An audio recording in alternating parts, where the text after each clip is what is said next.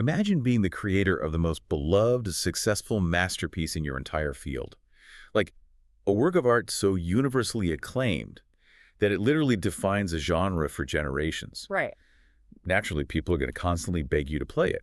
You know, fans show up to your concerts just hoping for like a few notes of that classic sound. And your response, you just refuse. You flat out say no, and you refer to your own masterpiece as, quote, warmed over turkey. Yeah, it is a staggering level of artistic stubbornness, but I mean, it perfectly encapsulates a man who reinvented 20th century music 5 separate times, yet categorically refused to ever look backward. Today we are unpacking the life, the myth, and the music of Miles Davis, the man known alternately as the Picasso of jazz and the Prince of Darkness. Those are some heavy titles. They really are. Yeah. In this deep dive, we're going to chart his course from a wealthy kid in Illinois to a global icon. We'll explore his unparalleled achievements, his relentless need to completely destroy his own sound just to build a new one, and, well, the very dark personal demons that haunted him. Yeah, it's a journey driven entirely by this intense survival instinct, both artistic and personal. And to understand the contradictions that define him, you really have to start at the beginning, which honestly completely defies the stereotypes people usually associate with the origins of mid-century jazz musicians. Exactly. I mean, when you think of the roots of the blues or early jazz, the popular mythology leans heavily on stories of profound poverty, extreme hardship, playing on street corners. Right, the struggling artist trope. Right.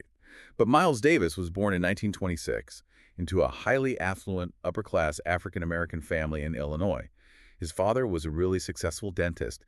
They owned a 200-acre estate in Arkansas, complete with a profitable pig farm. He spent his childhood riding horses and hunting. And this background is just so crucial. Growing up with that kind of wealth and status, it instilled in him this profound sense of self-worth. He had an absolute refusal to be treated as a second-class citizen. Which makes sense. Yeah, and that fierce pride would heavily influence both his brutal career negotiations and his famously uncompromising public persona later on. His musical foundation is just as surprising, actually. His mother wanted him to play the violin. Oh, wow. Yeah. But a friend of his father's gifted him a trumpet when he was around 9 or 10. And he starts taking lessons from a man named Elwood Buchanan, who happened to be a patient of his father's. And Buchanan had a very strict, almost obsessive philosophy about playing the trumpet. He absolutely despised vibrato. Vibrato being that trembling, shaking quality that a lot of trumpet players used at the time. Like to add emotion, right? Right, to add warmth or like a crying flair to a note. Buchanan wanted absolutely none of it. He encouraged a stark, clear, mid-range tone. Yeah. And he enforced this physically. Yeah, if Miles started playing with heavy vibrato, Buchanan would literally slap his knuckles. Ouch. So, okay, let's unpack this, because if you've ever heard a Miles Davis track, you know that signature, cool, clear, round sound. It defined his entire career and basically changed modern music. Are we saying that legendary sound was born out of a teenager's desire to avoid getting his knuckles rapped? In a very literal sense, yes. I mean, what started as physical avoidance became his entire artistic signature. Miles later said he preferred a round sound with no attitude in it. No attitude. Yeah, he wanted the note to just sit there perfectly in the middle, icy and clear. If he couldn't get that specific sound, he claimed he couldn't play anything at all. Wow. So he graduates high school, and in 1944, he heads to New York City. The official reason is to study at the incredibly prestigious Juilliard School of Music. But the real reason, he is on a mission to track down his idol, the legendary saxophonist Charlie Parker. Yeah, Juilliard did give him a really rigorous foundation in music theory, dictation, and piano, which served him immensely later on. But that formal, classical, rigid environment just wasn't his speed. No, not at all. The real education was happening at night, deep in the clubs of Harlem. He's taking his generous allowance from his dentist father and spending it in smoky jam sessions, hunting down Charlie Parker and Dizzy Gillespie. He actually becomes Parker's roommate and joins his bebop quintet. And then, after just 3 semesters, he drops out of Juilliard entirely to play full-time. Which brings us to his first major artistic pivot. Bebop was the absolute dominant style of the time. It was incredibly fast, frantic, and demanded extreme technical virtuosity. You had to play 1,000,000 notes a minute. Right. But Miles, relying on that stripped-down round sound he developed back in St. Louis, began to feel completely smothered by it. He gets tired of the musical acrobatics. He doesn't want to play 1,000,000 notes. So he puts together a 9-piece band, a non-net, and he starts bringing in instruments you almost never saw in a jazz club back then, specifically the French horn and the tuba. And this wasn't just a gimmick. He was trying to solve a sonic problem. He specifically wanted to arrange the brass to imitate the human voice. Wait, how does adding a massive clunky tuba to a jazz band make it sound like a human voice? Well, think of a traditional choir. You have sopranos at the top and basses at the bottom. A standard jazz band at the time had a lot of high-pitched, screeching brass, trumpets and saxes. Right, very piercing. Exactly. It was very top-heavy. By adding the tuba for the deep foundation and the French horn for the creamy, rich middle, he filled out the sonic frequencies.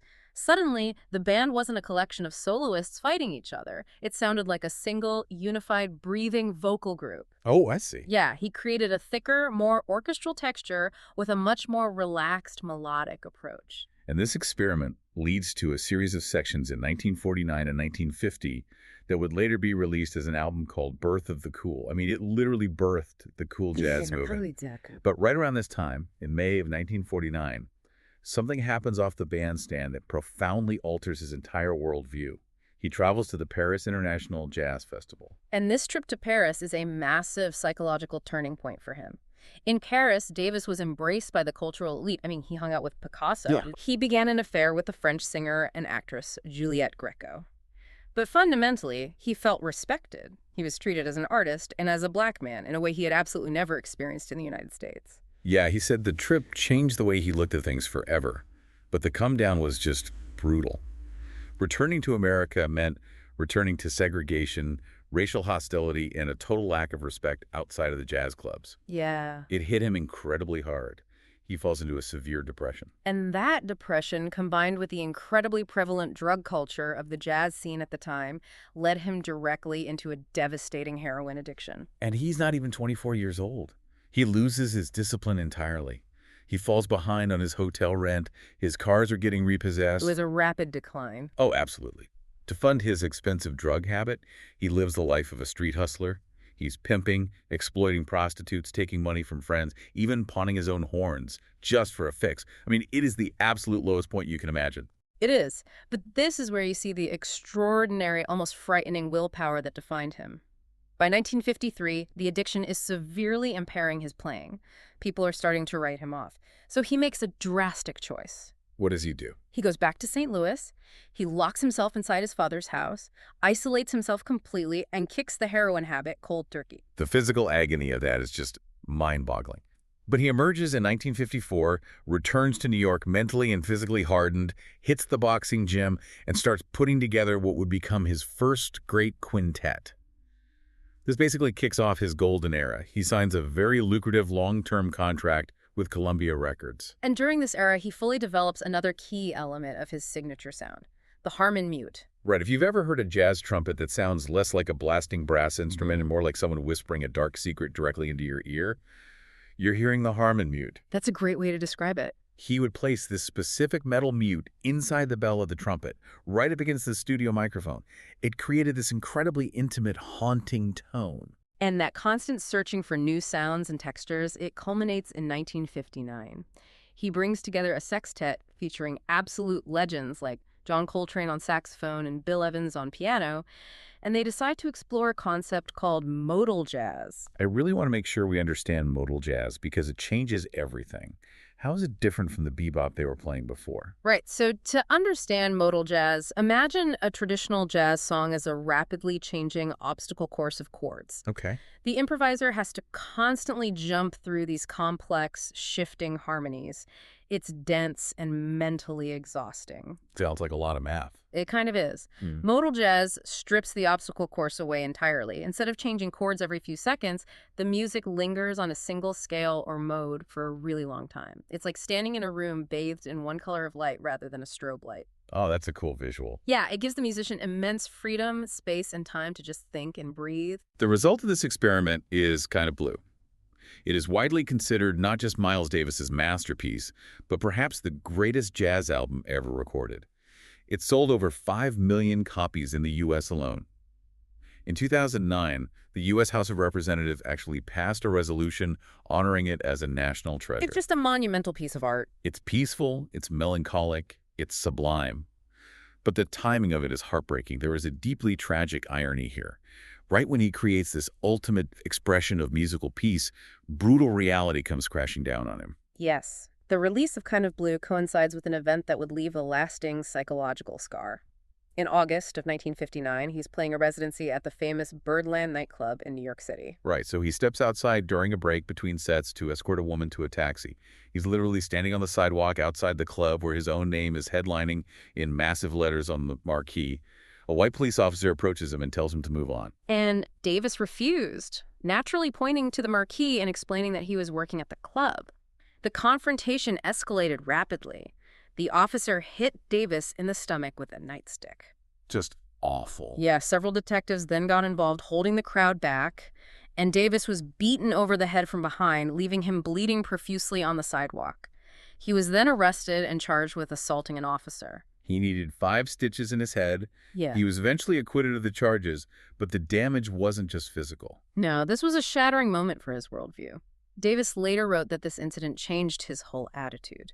It made him bitter and cynical right at a moment when he had finally started to feel good about the changes happening in the country. It's just a stark reality check. It was a violent reminder that despite his wealth, his fame, his tailored Italian suits, and his absolute musical genius, he was still a black man in 1950s America, entirely vulnerable to arbitrary violence. You can almost hear that bitterness, that edge, propelling him forward in the next decade because he completely abandons the piece of Kind of Blue.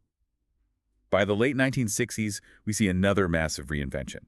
His record sales are dropping. He's looking out at the crowds in these traditional polite jazz clubs, and he's not seeing the young black audiences he wants to reach. Right. They aren't listening to cool jazz anymore. Exactly. They're listening to funk, R&B, and rock. People like James Brown, Jimi Hendrix, Sly, and the Family Stone. And Davis realized that to stay relevant, the music had to become aggressive again. He began to integrate electric piano, electric bass, and heavily distorted electric guitar into his bands. This was the birth of his fusion phase, his electric period. He brings in a whole new crew of young, hungry musicians and heads into the studio to record albums like In a Silent Way and the absolute juggernaut, Bitches Brew.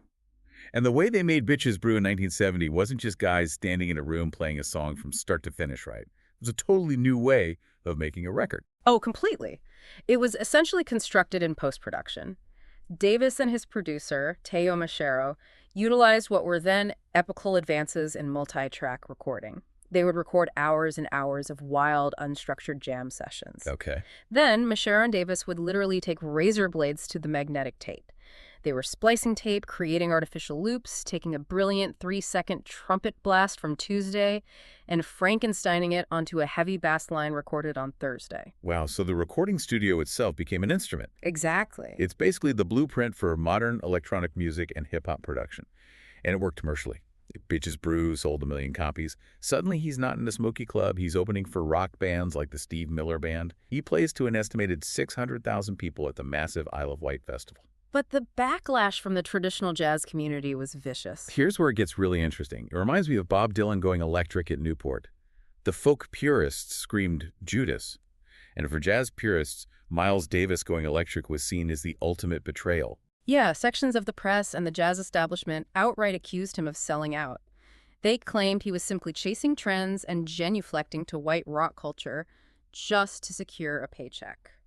Wait, so the narrative was that he just wanted to be a rock star? Yeah. But if you listen to Bitches Brew, it doesn't sound like a catchy rock and roll record. It sounds terrifying and chaotic. How does a guy go from playing with John Coltrane to doing this? And was it actually just a sellout move? It was a total misreading of what he was actually doing. If you look at his influences during this time, he wasn't just listening to Jimi Hendrix. He was deeply studying the music of avant-garde classical composers like Karlheinz Stockhausen. Oh, really? Yeah. He was exploring extreme rhythmic density, a tonal dissonance, and shifting walls of sonic texture. This wasn't a sellout pop move. It was a highly complex, almost mathematical, artistic evolution into what his fans and collaborators began calling space music. Space music. Heavy, dark, intense, and incredibly loud. But pushing the boundaries that hard, combined with a relentless, punishing touring schedule, started breaking his body down. In the early 70s, he's dealing with sickle cell anemia, bleeding ulcers, and he needs a hip replacement. It's just one physical ailment after another. And then in 1972, he breaks both his ankles in a severe car crash. He starts relying heavily on painkillers and cocaine just to physically get through a gig. And by 1975, his body and his spirit simply couldn't take the abuse anymore.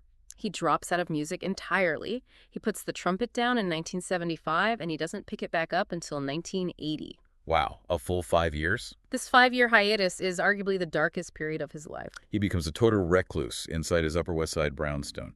He later admitted in his autobiography that the house was an absolute wreck.